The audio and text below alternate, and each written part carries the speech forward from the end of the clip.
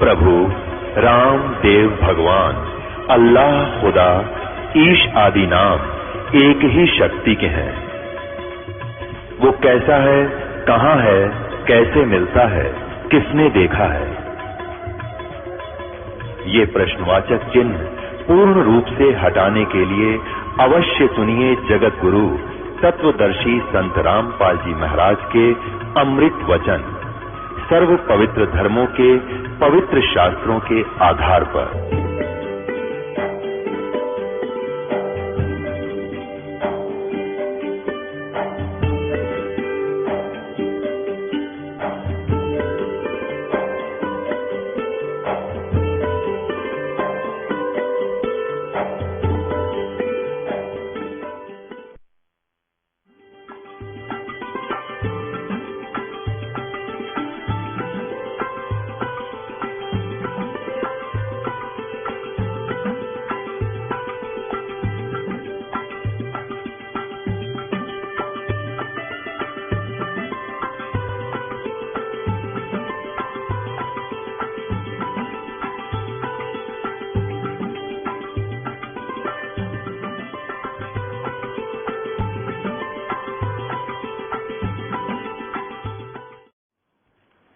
बोलो सतगुरुदेव की जय।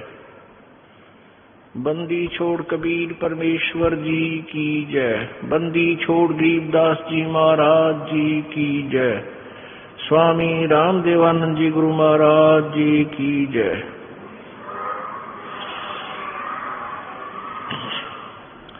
सर्व संतों की जय, सर्व भक्तों की जय, धर्मी पुरुषों की जय। श्री काशी धाम की जय, श्री छुडानी धाम की जय, श्री क्रोथा धाम की जय, श्री बरवाला धाम की जय। सत साही गरीब नमो नमो सतपुरुष को नमस्कार। गुरु की नहीं सुर नर मुनि जन साधुआ संतों सर्वस्ती नहीं। सतगुरु साहिब संत सब डंडो तुम प्रणाम। आगे पीछे मध्य हुए तिनको जा कुर्बान। नराकार निर्विषम काल जाल भयभंजनम निर्लेपम निज निर्गुणम अकल अनुबेशोन्दनम।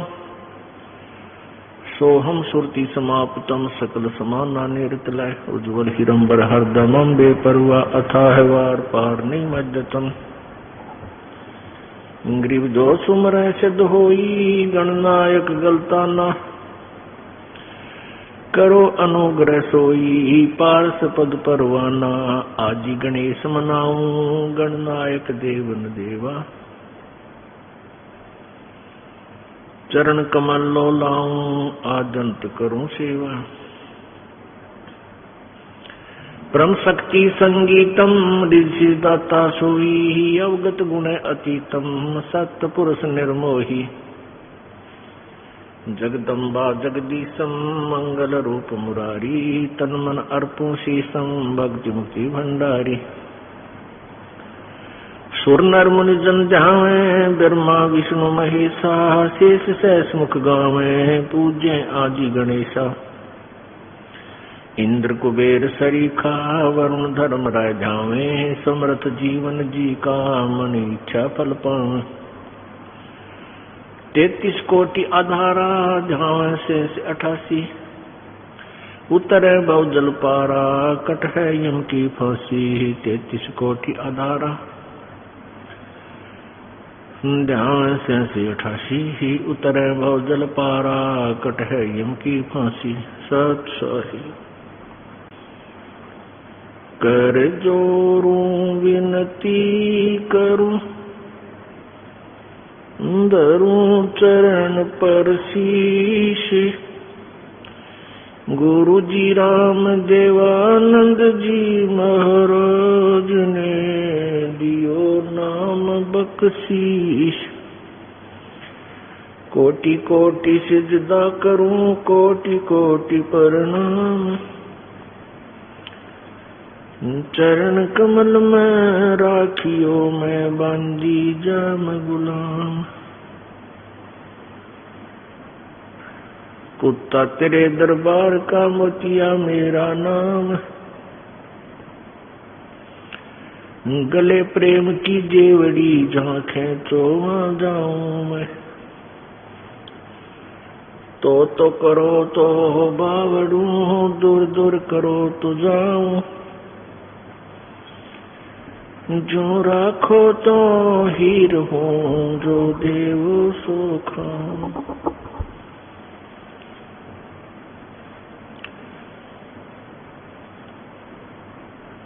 जय इब के सतगुरु मिले, सब दुख आँखों रो। चरणों ऊपर शीस धरूं, कहूँ जो कहनी हो। कबीर साईं मिलेंगे, पूछेंगे कुशलात। आद अंत की सब कहूँ, अपने दिल की बात। गुरुजी तुम ना भूलियो, चाहे लाख लोग मिल जाएं। हमसे तुमको बहुत है, तुमसे हमको नाही। कबीर तुमरे विसारे क्या बने, मैं किसकी शरण में जाऊं। शिव ब्रंच मुनि नारदा, इनके हृदय न समाऊं। अब गुण किए तो बहुत किए, करत न मानी हार। बावे बंदा बख्श दियो, बावे गर्दन उतारे। अवगुण मेरे बाप जी, बख्शो गरीब नवाज। जय मैं पूत कपूत हूँ, बहुर पिता को लाजे। मैं अपराधी जन्म का, नक्सिक बरे विकार। तुम दाता दुख बंदना,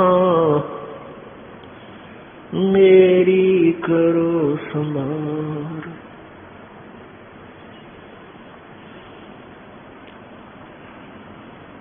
कबीर लूट सको तो लूटियो, लूट सको तो लूटियो। राम नाम की लूट, पीछे फिर पछताओगे। प्राण जाएंगे छूट। कबीर नहीं भरोसा देह का, विनस जावे छन माही। श्वास उश्वास में नाम जपो हो, और यतन कछु नाही। कबीर श्वास उश्वास में नाम जपो, व्यर्था श्वास मत खो। ना जाने इसे श्वास को, आन हो कि न हो। परम पिता परमात्मा, सर्व सृष्टि रचनहार, कुल मालिक कबीर परमेश्वर, कबीर साहब, ये वही परमेश्वर है जिसने सर्व ब्रह्मांडों की रचना की है। ये वही परमेश्वर है जो वासुदेव कहलाता है। ये वही परमात्मा है जो इस काल की कारागार से हमें छुड़वाता है, बंद से मुक्त करवाता है। इसलिए ये बंदी छोड़ कहलाता है। इस परमेश्वर के साक्षी चारों पवित्र वेद और वो पुण्यात्माएं जिनको परमात्मा का साक्षात्कार हुआ है, ये सभी उनके गवाह हैं कि कबीर परमात्मा जो बनारस में धानक रूप में एक जुलाहे की भूमिका करने के लिए प्रकट हुए थे, ये पूर्ण परमात्मा है, सर्व ब्रह्मांडों के रचनहार है। अनंत कोटि ब्रह्मांड का एक रति नहीं भारे। सतगुरु पुरुष कबीर हैं ये कुल के सिरजनहार।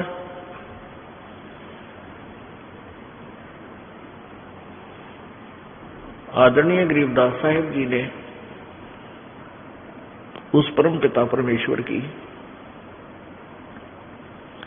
महिमा सुनाते हुए अपनी अमृत वाणी में अपने एफिडेविट में लिखा है कि कबीर परमात्मा अनंत करोड़ ब्रह्मांडों को रचकर और उनसे फ्री है, उनको अपनी शक्ति से घुमा रखा है, उनको स्टेबल किया हुआ है, रोका हुआ है और स्वयं फ्री है। अनंत कोटि ब्रह्मांड का एक रति नहीं भार और सतगुरु पुरुष कबीर हैं, कुल के सिरजनहार।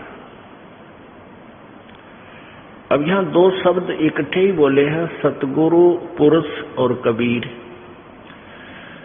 सतगुरु का अर्थ होता है जो यथार्थ ज्ञान मार्गदर्शन करता है, यथार्थ ज्ञान बताता है, और पुरुष का अर्थ होता है परमेश्वर।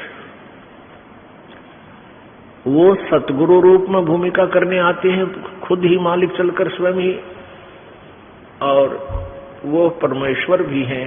वो कौन है? वो कबीर हैं। पुण्यात्माओं, हम इस लोक के रहने वाले नहीं हैं, यहां तो हम सजा भोगने आए हैं सारे। इस पृथ्वी लोक पर जितने भी प्राणी हैं ये अपने कर्मों का दंड भोगने आए हैं, कर्मों का भोग भोगने आए हैं। जिनके पुण्य हैं, अधिक पुण्य है जिन व्यक्तियों के, उनको यहां का झूठा सुख प्राप्त है, और जिनके पुण्य ज्यादा है, पुण्य नहीं है, पाप ज्यादा है, उनको यहां का ये कष्ट प्राप्त है। किसी को कोई बीमारी है, किसी को कोई रोग है, किसी को कोई टेंशन है, किसी का बेटा मर गया, किसी की बेटी मर गई, किसी के व्यवसाय में घाटा। तो इस तरह के जो दुख हैं ये पाप से हैं। और जो यहाँ हम इस झूठे सुख को सुख मानते हैं, किसी के संतान है, अच्छी संतान होगी, बेटा बेटी होगी, अच्छी शिक्षा ग्रहण कर ली, उनका अच्छी जगह रिश्ता भी हो गया, उनके अपने रोजगार भी अच्छे हो गए, ये उनके पिछले पुण्य हैं। लेकिन ये सुख झूठा सुख है। कबीर परमात्मा कहते हैं झूठे सुख को सुख कहे, ये मान रहा मनमोद, ये सकल चबीना काल का, कुछ मुख में कुछ गोद। परमेश्वर कबीर जी हमें याद दिलाना चाहते हैं कि जिन सुखों को तुम पाकर यहाँ काल की जेल में अपने आप को व्यवस्थित समझते हो और यहाँ अपने आप को सुखी समझते हो, ये आपकी भारी भूल है। यहाँ कोई सुखी नहीं है, सुख नाम की वस्तु नहीं है इस लोक में। लेकिन हम इतने दूर चले गए परमात्मा से, यथार्थ ज्ञान से, परमात्मा की हम परिभाषा से परिचित नहीं हैं, परमेश्वर के गुणों से हम बहुत अपरिचित हो चुके हैं, जिस कारण से हम इस जेल के अंदर, इस काल की कैद के अंदर, इन 21 ब्रह्मांडों में हम यहीं जोड़ तोड़ में अपना जीवन व्यर्थ करते रहते हैं। अब जैसे एक व्यक्ति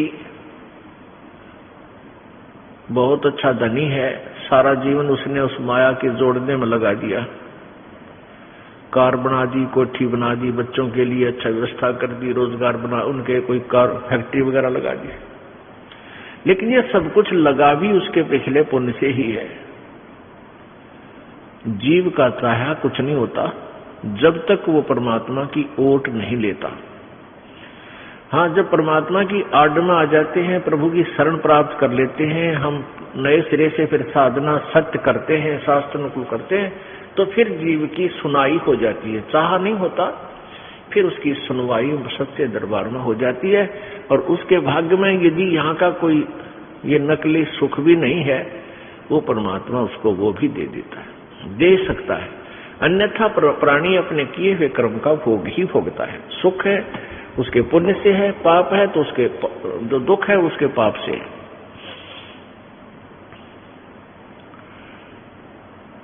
अब परमात्मा हमें आकर यही याद दिलाते हैं कि अब वो व्यक्ति जिसके पास ये नकली सुख है, डुप्लीकेट, क्योंकि परमात्मा कहते हैं इस झूठे सुख को सुख है ये मान रहा मनमोद। कौन से सुख का सुख मानते हैं? बेटा जाया खुशी हुई, बेटा जाया खुशी हुई और खूब बजाए थाल, ये तो आना जाना लगा हुआ है ज्यों कीड़ी का नाल।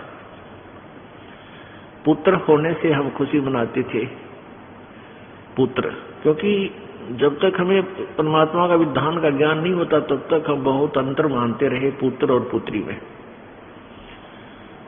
और कुछ समाज की कुरीतियों ने बेटी को बोझ बना दिया था, लेकिन अब ज्ञान हुआ परमात्मा की सभी आत्माएं हैं, बेटा भी उसी का है दिया हुआ है, बेटी भी उसी की दी हुई है, और ये केवल अपना संस्कार है। बेटा और बेटी जिसका जो भी है या नहीं है, अपना उद्देश्य एक ही बना हुआ है, यहाँ से पीछा छुड़वाना है। और जिनकी संतान है वो अपने संतान को भी कोशिश करे परमात्मा के चरणों में लगाए और उसको यहाँ से उसकी जान बचावे। और जिनके संतान नहीं दी है प्रभु ने, वो बड़भागी प्राणी है। अपने आत्मा संसार कहते हैं जगत और भगत का बैर है। क्यों बैर है, क्यों विरोध है? क्योंकि संसार केवल काल के उस लोक वेद से परिचित है और भक्त संत परमात्मा के विधान से परिचित हो जाते हैं। इसलिए उनकी प्रत्येक क्रिया समाज के विपरीत होती है, प्रत्येक विचार समाज के विपरीत होता है। इसलिए समाज अधिक होते हैं, समाज जो अज्ञान से परिपूर्ण है वो ज्यादा होते हैं और भक्त कुछ चंद ही होते हैं। जैसे जंगल में फलदार पौधे थोड़े ही पाएंगे, बाकी झाड़ बोझड़े निरे कांटेदार झाड़ियां निरी हो जाएंगी। तो इसलिए फिर वो विरोध बनता है, और इसी कारण से बनता है कि जैसे दास ने कहा कि जिनके संतान नहीं है वो बहुत अच्छी पुण्यात्माएं हैं, जबकि समाज की सोच इसके विपरीत है। क्यों है? क्या कहते हैं इन भ्रमित किए हुए इन अज्ञानी अनाड़ी संतों द्वारा, नकली संतों के द्वारा, कि जिसके संतान नहीं, जिसका पुत्र नहीं, संतान में भी नहीं तान बाजरी, कि जिसका पुत्र नहीं, बेटी बेशक हो, कहते हैं वो उसकी गति नहीं हो सकती। क्यों नहीं हो सकती? क्योंकि पुत्र फिर श्राद्ध करेगा, जेठा बेटा। बड़े पुत्र का जिम्मेवारी है कि माता पिता के श्राद्ध करेगा वो। उन पेट भरों ने अपने स्वार्थवश इस तरह की छुरी, इस तरह का विधान बता दिया भगवान का। पुण्यात्मा परमात्मा यही बताना चाहते हैं कि एक लेवा एक देवा दूतम, या कोई किसी का पिता नहीं पुत्रम। कुछ एक ऐसी कहानी है जो सत्य है और हमने उसको ऊपर सत्य ही मानकर अपने जीवन को सुचारू करना है, उसके अनुसार हमने चलना होता है। एक लेवा एक देवा दूतम, कोई काहू का पिता नहीं पुत्रम। एक कथा है कि एक व्यक्ति के 2 पुत्र थे, उस व्यक्ति की मृत्यु हो गई।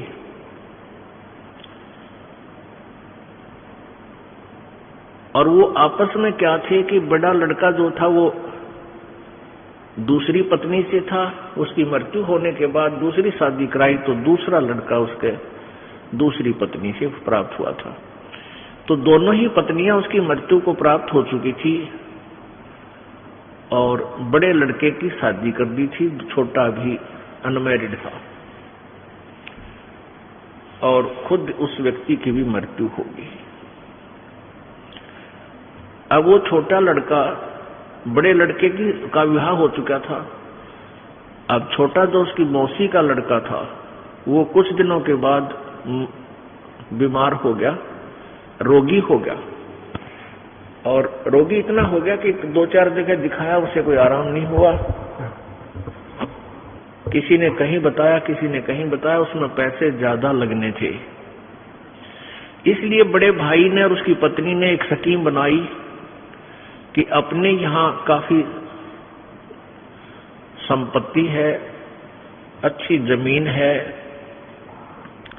बड़े बड़े मकान हैं, और ये अगर जीवित रहा तेरा भाई, वो खुद बातें करते हैं, यदि ये जीवित रहा तो आधी संपत्ति को प्राप्त करेगा, और अब ये मृत्यु के निकट पहुंच चुका है, इसका इलाज करवाएंगे तो काफी पैसे लगेंगे, क्यों ना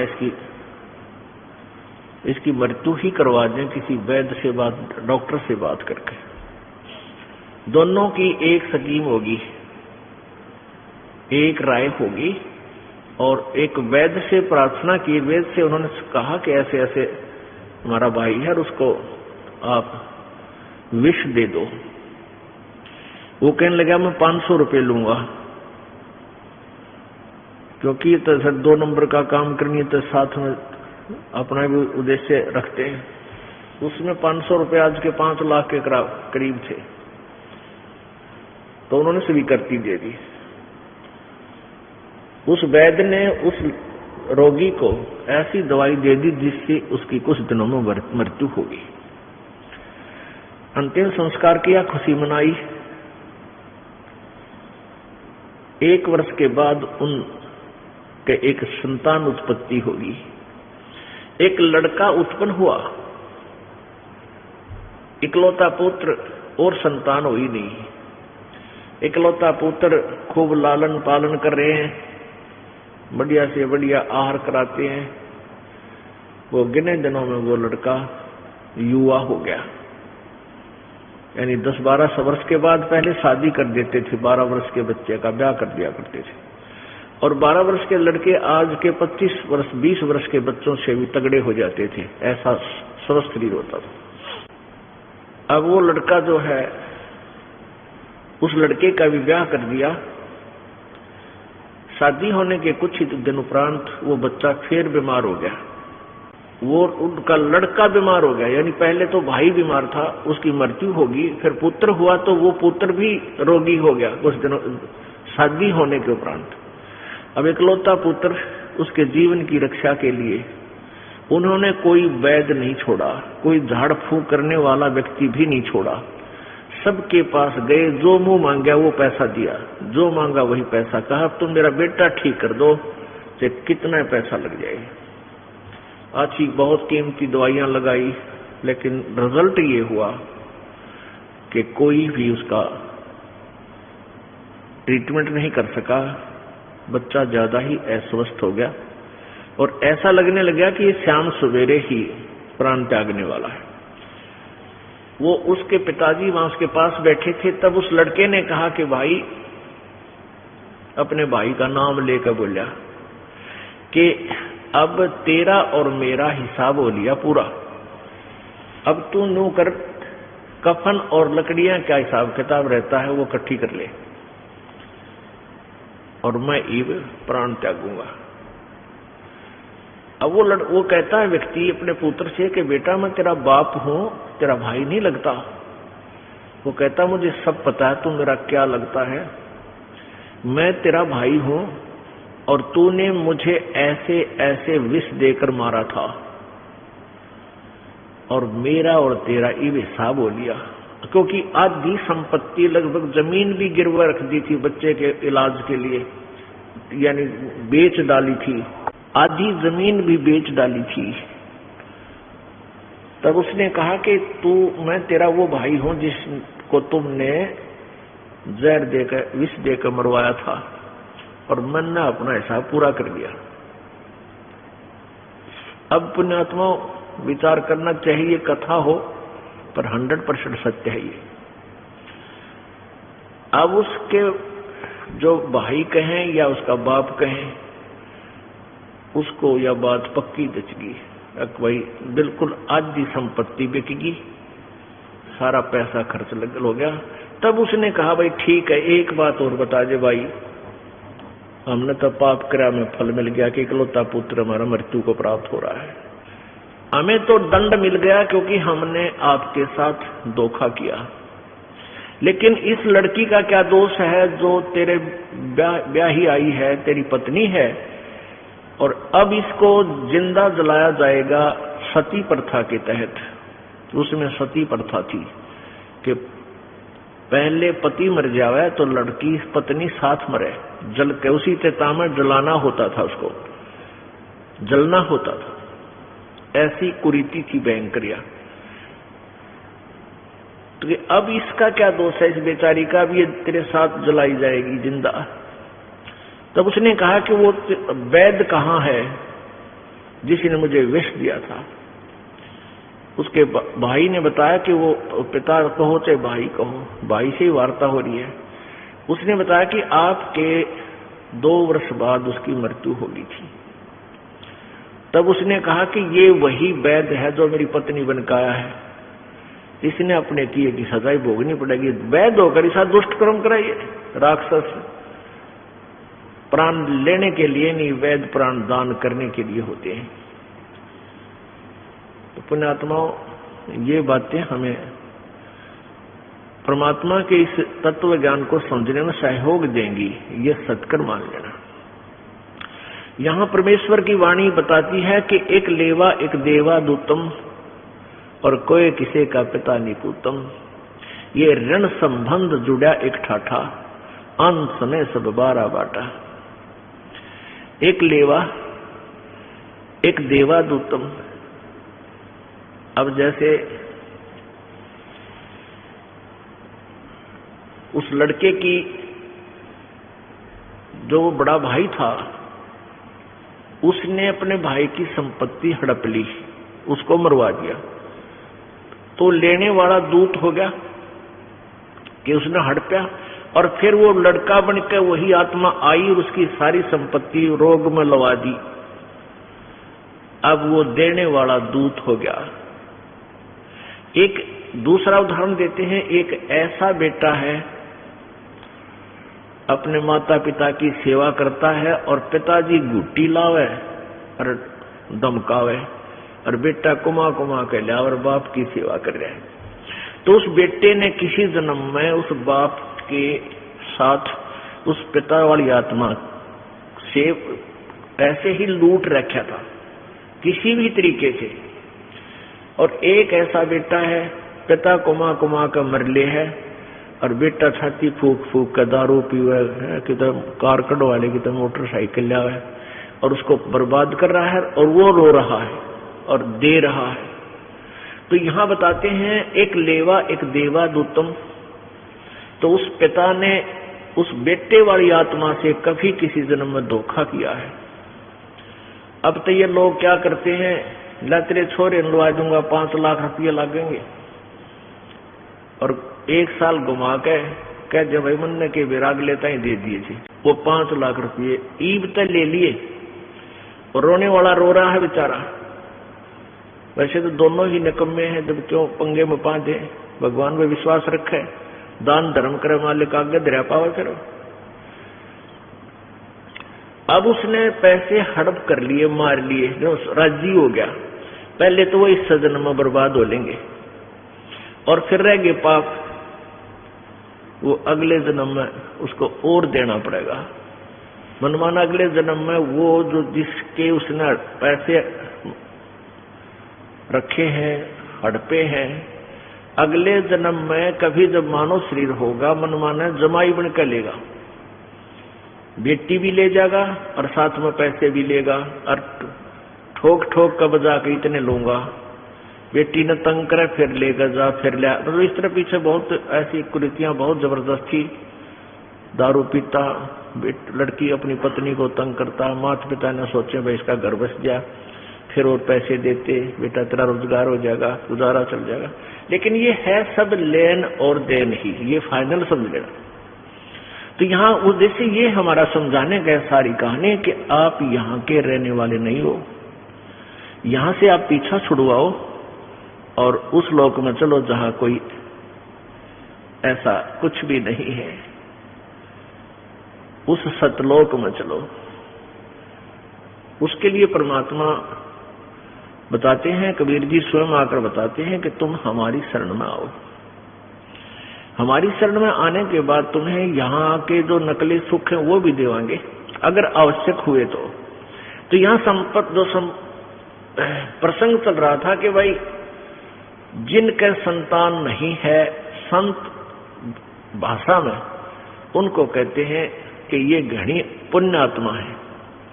और समाज कहता है कि जिसका संतान नहीं है उसके तो सुबह दर्शन भी ना होने चाहिए, वो तो नपुत्ता है। अब देखो कितना अंतर हो गया। और संत परमात्मा के विधान अनुसार के उन पुण्यात्माओं का कोई लेन देन नहीं रह रहा, केवल यार को ना उनका ही। और यदि उनको ये मार्ग भक्ति का मिल जाए वो पीछा छुड़वा सकते हैं यहाँ से, उनको सबसे बड़ा बेनिफिट ये मिलेगा।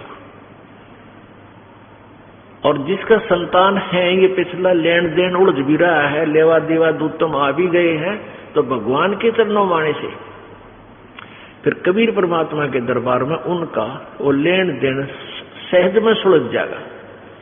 बहुत अच्छे तरीके से अपनी वीटो पावर से मालिक उनको लेन देन उनका बराबर करवा देगा और दोनों को फिर पार कर ले जाएगा। हमने इस मालिक के विधान को गहना गहनता से समझना पड़ेगा और तब ही हम भक्ति कर सकते हैं, अन्यथा भक्ति हो नहीं सकती। ठीक है, जैसा आप करोगे पुण्य करोगे तो पुण्य मिल जाएगा। परमात्मा नहीं रखता, परमात्मा कहते हैं कुछ कर सका ना कर सकूं, और भाई ना मेरा इख्तियार, पर चारों युगों में देख लो हमने किसका रखा मारे। अब जैसे परमात्मा जब आए हुए थे कबीर जी, ये अनाड़ी लोग कहा करते थे तू क्या करेगा जुलाए, तू क्या कर सकता है, तेरा क्यों दुनिया नो बह कार्य है, क्यों मूर्ख बनाता है, तू क्या कर सकता है, तेरे पास क्या पावर है।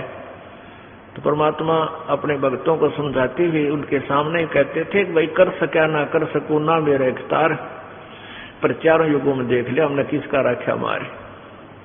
जो दान धर्म कर रहे हैं उनको संकेत भी कर रहे थे और उन अनाड़ियों को उत्तर भी दे रहे थे। जैसे सुदामा ने 2 मुट्ठी चावल दिए थे, उसका महल बना दिया और धन दे दिया। तैमूर लंग ने 1 रोटी खुआई थी परमात्मा कहीं 7 पेटी का राज दे दिया, ठाठ ठाठ कर दिए।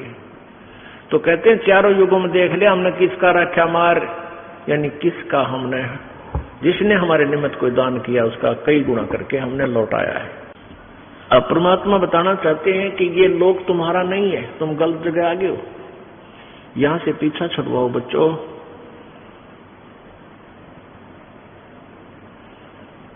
और कहाँ वो स्थान, कहाँ जाना चाहिए हमने, उसके लिए बताते हैं। क्या बताते हैं? परमेश्वर और परमेश्वर से परिचित सभी संतों ने जितना जिसको ज्ञान है उनको अपने सत्तर के ज्ञान के आधार से भी परमात्मा के विधान को बताने की चेष्टा की है। क्यों भूली घरे आपना, ये ना देश तुम्हारे, फिर पीछे पछतावेगी, कर ले सोच विचार। क्यों भूली घरे आपना, इस आत्मा को परमात्मा कबीर जी आकर के इसको सतर्क करते हैं और परमात्मा से प्राप्त ज्ञान के आधार से अन्य संत भी इस आत्मा को यही संदेश देते हैं। क्या कहते हैं? क्यों भूली घरे आपना, ये ना देश तुम्हारे, फिर पीछे पछतावेगी, कर ले सोच विचार। बिन सतगुरु ना पाइए, घर अपने की राह, संतों शरण लाग कर, सुरत शब्द समा। शंख असंख्यों कोश है, तेरे पिया का देश, एक पलक में पाइए, ले सतगुरु उपदेश। सोन सलैली गैल है गगन मंडल के माही, प्रेम बिना पावे नहीं चाहे करोड़ समाधि लाए। नतानंद लो लायक चढ़ो महल मंझार, बहुर न बहुजल आइए ये सपना संसार। होले सुहागण सुरता चार, मालक गुर जाना तू तो। होले सुहागण सुरता चार, मालक गुर जाना। तेरा सोन शेखर वरतार, मालिक गुर जाना है तेरा सोन शेखर वरतार, मालिक गुर जाना है। नाले दोले ओढ़ पैर लेकर 16 श्रृंगार, नाले दोले ओढ़ पैर ले कर 16 श्रृंगार। आज नहीं तय तड़के परसों आवेंगे तेरे लनिहार, मालिक गुर जाना है तू तो। होले सुहागण सुरता चार, मालिक गुर जाना है तू तो। होले सुहागण सुरता चार है तेरा सोन शेखर वरतार, मालिक गुर जाना है तेरा सोन शेखर वरतार, मालिक गुर जाना। तेरे साथ किए कितनी जाली तू क्यों लारी वार, तेरे साथ किए कितनी जाली तू क्यों लारी वार। गुड़िया खेलत उम्र गंवा दी, लाया है नहीं बेचारे, मालिक गुर जाना। तो होले सुहागण सुरता चार, मालिक गुर है तेरा सोन शेखर वरतार, मालिक गुर जाना है तेरा सोन शिखर वर। सतगुरु मारे बानिया है करते बिणज व्यवहारे, सतगुरु मारे बानिया है करते बिणज व्यवहारे। बिन डांडी बिन पालड़े है तोले दिया संसार, मालिक गुर है तेरा। होले सुहागण सुरता चार, मालिक गुर है तेरा सोन शेखर वरतार, मालिक गुर जाना है तेरा सोन शेखर वरतार। सोन शिखर में सेज पिया की हंस हंस कर ले प्यार, सोन शिखर में सेज पिया की हंस हंस कर ले प्यार। कहे कबीर सुनो मेरी सजनी लूटो न अजब बहार, मालिक गुर जाना है तू तो। होले सुहागण सुरता चार,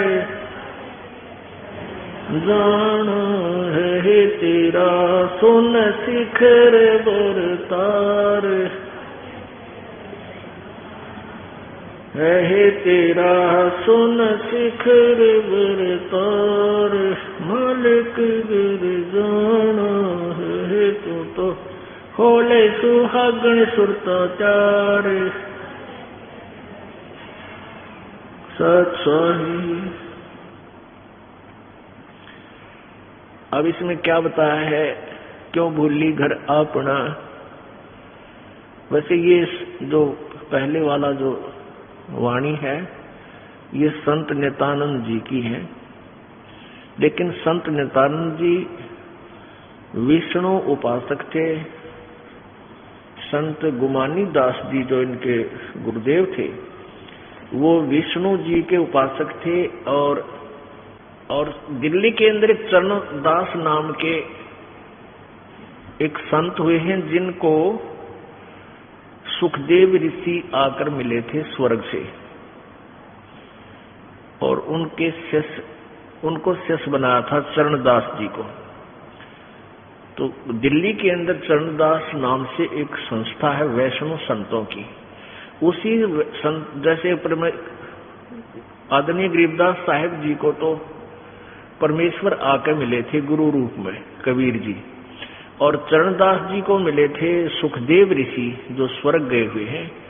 उन्होंने उनको आकर उनको शिष्य बनाया था, ज्ञान बताया था। जैसे जिस सत्र का ज्ञान सुखदेव जी को है वो स्वर्ग तक ही पहुंचा है, जनक राजा जनक को गुरु बना के, तो उसी सत्र का ज्ञान चरणदास जी को सुखदेव जी ने दिया। और उस चरणदास जी वाली परंपरा से, संस्था से, उसी पंथ से जुड़े हुए संत गुमानी दास जी थे जो नारनौल के पास उनका एक आश्रम था। और नारनौल के नवाब के यहाँ नित्यानंद जी ये ब्राह्मण जाति से थे। वहाँ इन नित्यानंद, इनका वास्तविक नाम, बचपन का नाम नंदलाल था, और नित्यानंद जी उर्फ नंदलाल जी के नाना जी उस नवाब के यहाँ नौकरी करते थे, उच्च पोस्ट पर थे।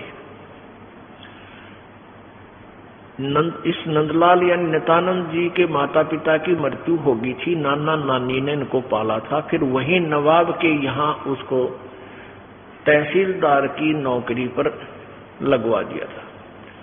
फिर इनको वहां ये गुमानी दास जी संत का संग हुआ, ज्ञान सुना, इन्होंने उनकी शरण ग्रहण की और नौकरी भी त्याग दी।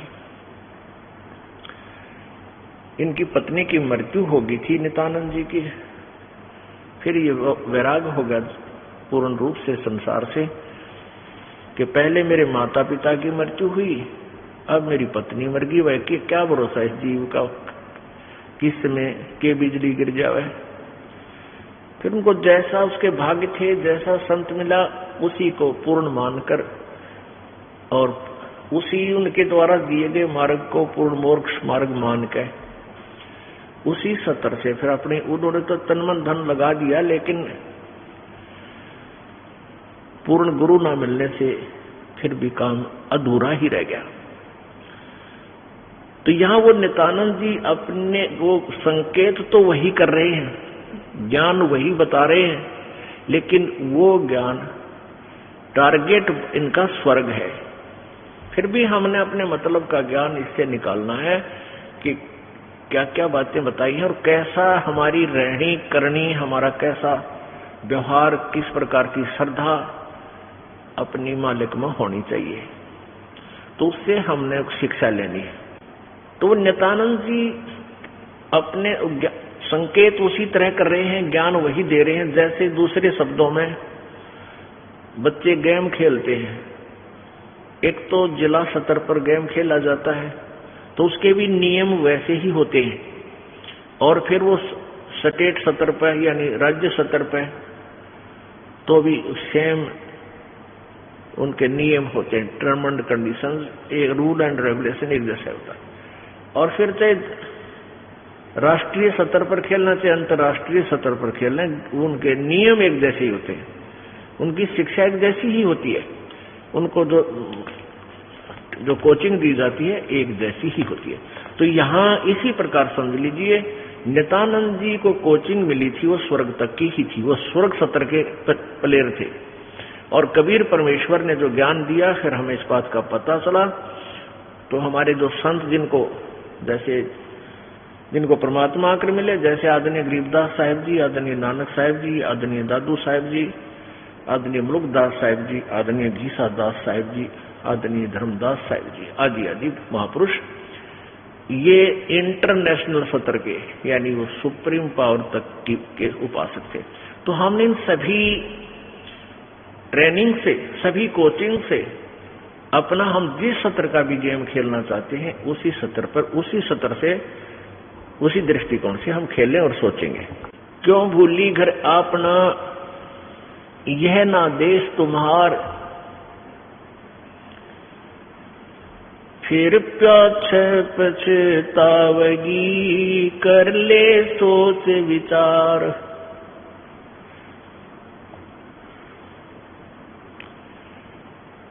फिर वहां जाने की विधि, यानी फिर सबसे पहला कदम कौन सा है? बिन सतगुरु ना पाइए घर अपने की राह, संतों शरण लाग कर सुरत शब्द समा। अब क्या बताना चाह रहे हैं महात्मा जी? बिन सतगुरु ना पाइए घर अपने की राह। जिस भी घर में जिसने जाना है उस सत्र का, वहां का गाइड आपके पास हो तो आपको ले जा सकता है, नहीं तो इतना उलझेड़ा इस ब्रह्मांड में आप 100 जन्म, लाख जन्म, करोड़ जन्म भी नहीं जा सकते।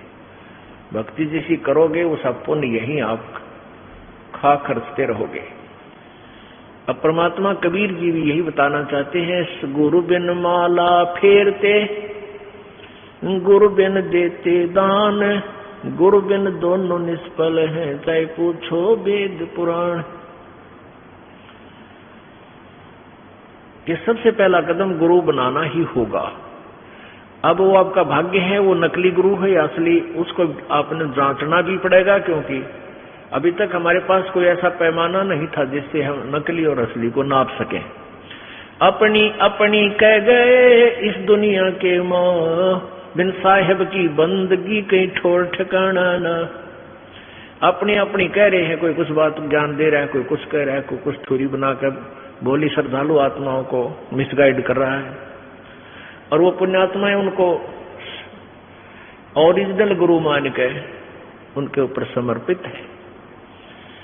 अब डुप्लीकेट नोट 1000 का है तो 500 का, और अच्छा थैला ठोक रखा है, और गए आप बैंक में देने के लिए, वो सारे रिजेक्ट। फिर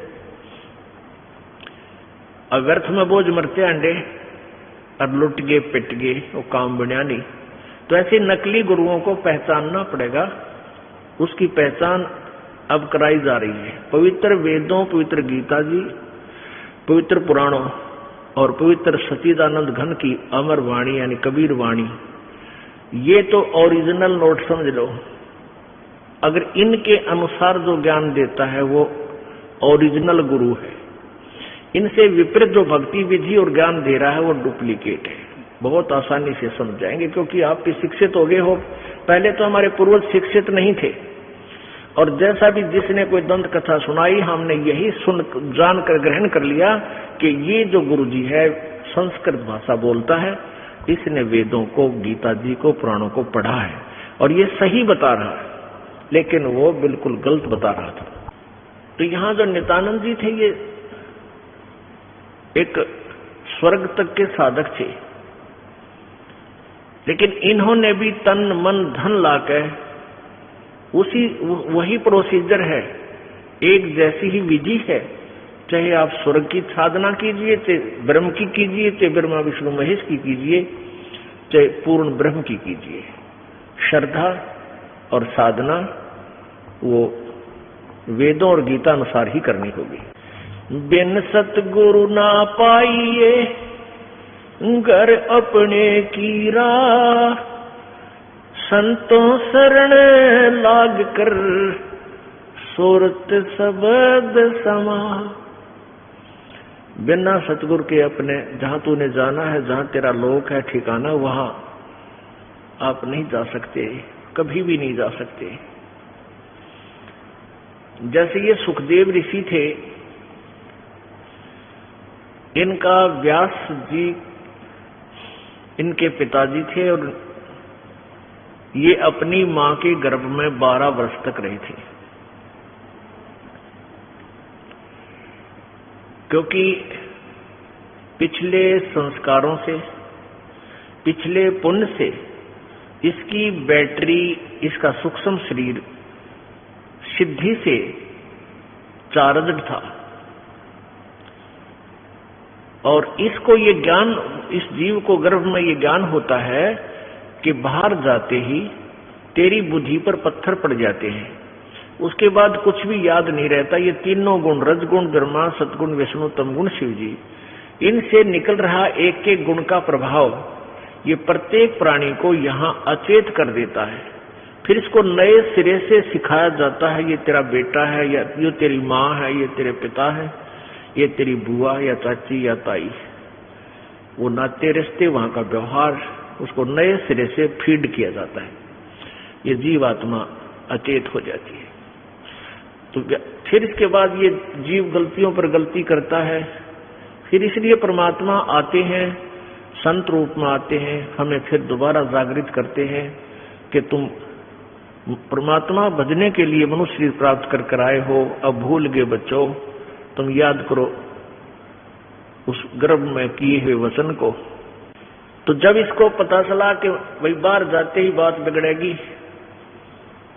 और ये तीनों गुण हमें फिर प्रभावित करेंगे, ये तीनों देवता एक एक इंजेक्शन ला देते हैं बाहर आते ही अपने अपने गुण का, ऑटोमेटिक्स। ये ना ब्रह्मा का बस की, ना विष्णु का, ना शिव की। इनके अंदर से निकल रहा गुण ये प्रभावित करता ही करता है। तो 12 वर्ष तक ये मां के गर्भ से बाहर नहीं आया। कौन? सुखदेव ऋषि। अब 12 वर्ष जब मां के गर्भ में रहते हो गए, तब ब्रह्मा, विष्णु और शिव ये तीनों आए। व्यास जी की पत्नी से कहा कि तेरे गर्भ में एक बालक है, हम उससे कुछ बातें करना चाहते हैं। व्यास की पत्नी ने कहा कि मुझे तो ये भी नहीं मालूम कि मेरे पेट में बच्चा है या नहीं, क्योंकि जितनी भक्ति चार्ज होती है, सिद्धि होती है, उससे अनहोनी होने लग जाती है। 12 वर्ष की का बच्चा पेट में, मां ने बेरा भी को ना, तो इसलिए मां खुश तो हुई कि मेरे पेट में लड़का है। तो उसने कहा ये बच्चा तो सुखदेव है, सुख दिया इसने मुझे, यानी दुख नहीं दिया। मां जब बच्चा पेट में होता, मां की स्थिति कुछ ज्यादा ही बिगड़ी हुई रहती है, कदे उल्टी पड़े, कदे खट्टे मीठे नजीक रहे, कदे गोटे टूटे रहे, को बीपी आई, कदे लो हो जा, परेशान रहती है। लेकिन कहते हैं उसके कारण नहीं हुआ, तो सुखदेव, इसलिए मां ने उसको पेट में ही सुखदेव नाम रख लिया।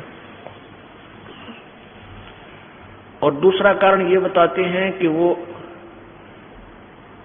श्री भगवान शिव जी ने पार्वती को ज्ञान दिया था, जहां पर वो अमरनाथ बताते हैं, उस एक सूखे पेड़ के नीचे बैठ के, उस सूखे पेड़ की खोगर में एक तोते ने, मादा तोते ने अंडे दे रखे थे। तोती ने जो स्वस्थ अंडे थे वो तो बच्चे बनकर उड़ गए थे भगवान शंकर की आदेश देने, और अपनी उनकी सिद्धि थे। लेकिन वो गंदा अंडा था, वो उड़ा नहीं, स्वस्थ नहीं हुआ। फिर वो जब ज्ञान देने लगी पार्वती जी को भगवान शंकर जी, तो उन शंकर जी के वचनों से, उनके वचनों से वो अंडा स्वस्थ हो गया, यानी सत्संग से, सत्संग से अंडा स्वस्थ हो गया। स्वस्थ होकर फिर तो वो सुख यानी तोता, तोते का बच्चा रूप में निकल गए और हुंकारे वर्ण लग गया। जो ज्ञान दिया जा रहा था पार्वती को, वो भी उसमें हाँ हूँ, हाँ ठीक है, ऐसे बोलने लगा। तो पार्वती तो समाधिस्थ होगी, वो तो सचेत थी नहीं, बोल नहीं रही थी। तो शिव जी ने देखा भाई ये कौन बोल रहा है, किसने सुन लिया तेरा यू ज्ञान। तो उसने देखा उधर, तो तोता उड़ के भाग लिया। भगवान शिव ने सोचा ये मेरे ज्ञान को चुरा ले गया, यू किसी नकमी आत्मा ने बताया होगा। ये कुपात्र को दिया गया ज्ञान हानिकारक हो जाता है, इसमें सिद्धियां आ जाती हैं और वो फिर दुश्मन बन जाता है, राक्षस टाइप हो जाता है। इसलिए ये ज्ञान और नाम गुप्त रखा जाता है। तो शंकर भगवान पीछे पीछे चल पड़े। अब वहां उस तोते वाले जीव ने प्राण त्याग दिए और उसमें से निकलकर वो उसी समय संयोग हुआ तो उस व्यास की पत्नी के गर्भ में पहुंच गया। तो शंकर भगवान ने जाकर कहा कि व्यास की पत्नी, तेरे गर्भ में मेरा चोर आया है। उसकी पत्नी कहने लगी कि मुझे तो पता नहीं भगवान। फिर व्यास जी आगे कि आओ महाराज, भगवान कैसे आना हुआ? कि आपकी पत्नी के गर्भ में और मेरे ज्ञान को चुराया हुआ एक चोर घुस गया है, उसको मैं मारूंगा, खत्म करूंगा, नहीं तो वो मेरा ज्ञान आगे कहीं कुपात्र को ना बता दे। शंकर जी ने कहा कि मेरे मंत्र को प्राप्त करके, मेरे ज्ञान को प्राप्त करके ये अमर हो गया और इसको तेरी पत्नी के गर्भ से निकालो, मैं इसको मारूंगा, खत्म करूंगा, ये कहीं कुपात्र को ये ज्ञान ना दे दे। तो व्यास जी कहने लगे, भोलेनाथ, एक तरफ तो कहते हो आपकी इस चर्चा से, आपके ज्ञान से ये अमर हो गया और दूसरी तरफ कहो इसको मारूंगा। अमर को आप मारोगे कैसे?